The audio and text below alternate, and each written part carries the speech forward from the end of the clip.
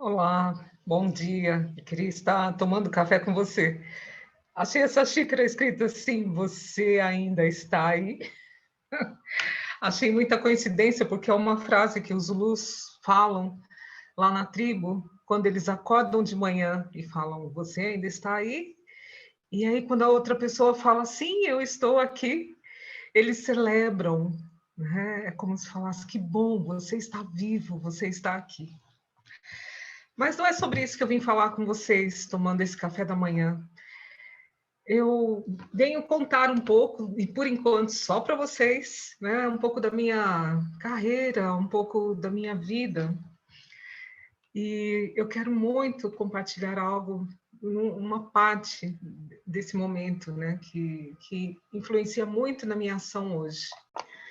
Antes de começar a falar, né, contar um pouco da minha parte, da minha carreira, da minha história, eu vou colocar aqui um áudio de uma aluna que terminou o curso em dezembro do ano passado. É a Elba. Ela me fala umas coisas que eu, ao mesmo tempo, eu agradeço, eu valido tudo isso, mas eu acho que é um dever da profissão quando a gente lida com pessoas, né? Eu não estou lidando com máquinas, e acho que mesmo se eu lidasse com máquinas, seria necessário também tratar com tamanha atenção, né? Vou colocar aqui para vocês ouvirem e depois eu conto onde começou tudo isso na minha vida. Estava até sentindo que eu tinha que falar para você. Escrevi outro dia, não sei se você viu minha publicação. Eu queria te agradecer muito pela forma. Acho que assim, duas coisas que eu enxergo muito em você, assim. A primeira é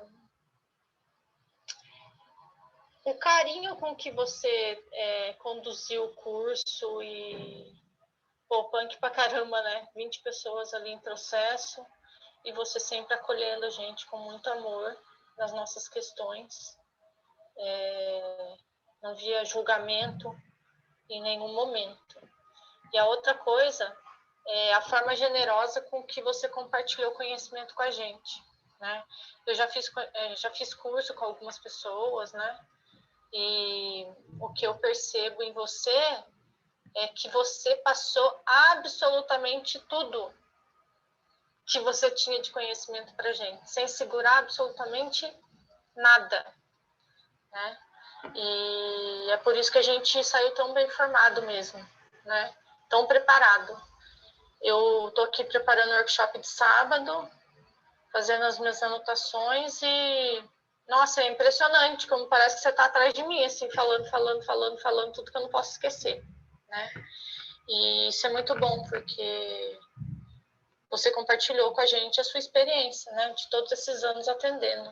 Poucas pessoas têm essa generosidade de compartilhar de fato isso com os outros. Esse áudio continua, né? Esse áudio continua. E a Elba, a data dessa 16 de dezembro, nós terminamos o curso no dia 10 de dezembro, foi o segundo final de semana de dezembro. Uma semana depois, ela começou a facilitar constelação em grupo online, né? A princípio online. Então, onde que começa essa maneira de cuidar das pessoas? Né? Onde que começa? Primeiro, começa dos meus pais. Minha mãe é muito generosa, muito cuidadosa, e se ela tivesse uma profissão acadêmica, provavelmente a pedagogia que ela iria utilizar seria muito eficaz.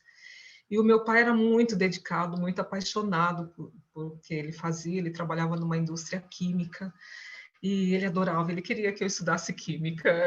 Essa alegria eu não dei para o meu pai. Mas eu lido com a química humana, né? Com a química dos relacionamentos, e aí é um pouquinho diferente. Mas ele não iria concordar com o que eu falo agora. Mas teve um episódio na minha vida que foi bem desafiador. Quando eu estudei psicologia, nós fizemos uma visita no Juqueri, que é o hospital psiquiátrico em Franco da Rocha. Eu fiquei impactadíssima, eu vim catatônica, né? Peguei o trem de Franco da Rocha para Mogi das Cruzes, assim, catatônica com tudo que eu tinha visto lá e pensando como o ser humano pode chegar num processo desse, né, de sair de si, de viver num outro mundo imaginário, violento ou medroso, ou né, sem nenhum sentido.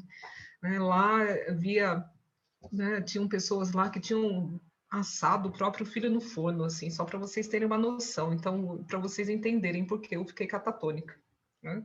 Depois que eu saí de lá. Catatônica no bom sentido, tá, gente?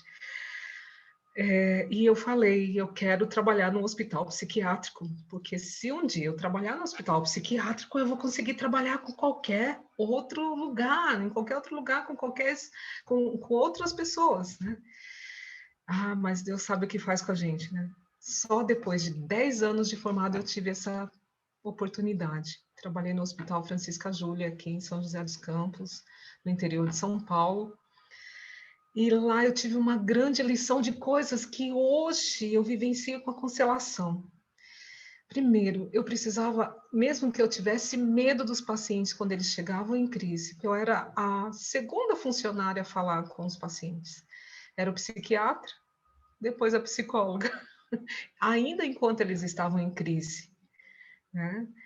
E eu lembro como eles chegavam no hospital. Eles não sabiam quem eles eram, eles estavam atordoados. Alguns, infelizmente, chegavam contidos, né? A gente fala a palavra contido para não dizer amarrados, né? E a primeira conexão com eles era pelo olhar. E às vezes eles não me viam, eles nem sabiam quem era eles, né? Então eu precisava ter um respeito muito grande e eu ficava pensando como que eu vou me conectar com esses pacientes, como que eu vou me conectar com essas pessoas que estão longe delas mesmas. E aí eu fui pensando, né? Fui conectando. Eu vou contar um episódio, né? Chegou um rapaz lá uma vez e o processo logo de manhã era assim, todos chegavam, né, usavam a roupa do hospital, não usavam as próprias roupas, eram toda guardada lá para quando eles saíssem, e os cigarros eram todos compartilhados, eram deixados, quem tomava conta dos cigarros era a enfermagem. E aí de manhã, assim, ele chegou, estava muito nervoso, muito bravo, ele não parecia que estava alucinando, nem tendo nenhuma crise, né? Mas o histórico é que ele já tinha sido preso várias vezes, né? E que parecia até que ele ia ficar no hospital psiquiátrico para dar uma acalmada, assim, sabe? Às vezes tem, né? Porque ele estava muito violento fora na sociedade, roubando, né? Mas não tinha cometido nenhum delito por aqueles dias que fosse para ser preso. Mas tinha essa conduta violenta de conversar, de mandar, de gritar. E ao ser distribuído o cigarro dele, ele percebeu que alguém estava fumando o cigarro dele, porque dentro do maço de cigarro, dentro do cigarro, era maconha. E começou, né, ter aquele cheiro de maconha no ar, e ele começou a gritar: quem é que está com meu cigarro? Quem é que está com meu cigarro? Né? E quase bateu no rapaz que estava fumando o cigarro dele. E aí, quem tinha de conversar com ele? A psicóloga Sheila. Aí eu fui olhando para ele, né? Eu vi as tatuagens dele, eu vi que ele gostava de algumas coisas. Aí ele falou, eu falei, sim, pegaram seu cigarro, que sacanagem, né? E aqui você sabe que não dá para fumar cigarro de maconha, né? Ele falou, eu sei que não sei o quê. Então, assim, aí fui conversando, olhando o que é que ele gostava, fui olhando a cor da pele dele, que era bem moreno, sabia? Ele tomava muito sol, né? Ele era magro, e fui perguntando de esportes, fui perguntando. Ele falou: nunca passei de uma semana no hospital psiquiátrico, e não será aqui que eu vou ficar, né? E aí eu fui falando para ele: sim, eu também não ficaria. Não, o processo de empatia, o processo de colocar no lugar daquele rapaz. E eu falei assim: só que eu vou te fazer um convite, já que você vai ficar aqui por esses dias, né? Amanhã à tarde eu vou fazer um grupo lá no campo. Tinha um gramado maravilhoso, uma árvore, bancos embaixo da árvore, né? E lá nós fazíamos rodas de conversa, de falar de verdade, de falar das dores, de falar dos bons momentos da vida. E aquele rapaz completou 30 dias de completou 30 dias de internação e ele falou: Sheila, valeu. E eu disse para ele: valeu. Então, dentro do hospital tinha um corredor que nós chamávamos de corredor preto, que o chão era emborrachado de preto. E era por aquele corredor que as pessoas entravam e saíam do hospital psiquiátrico, né?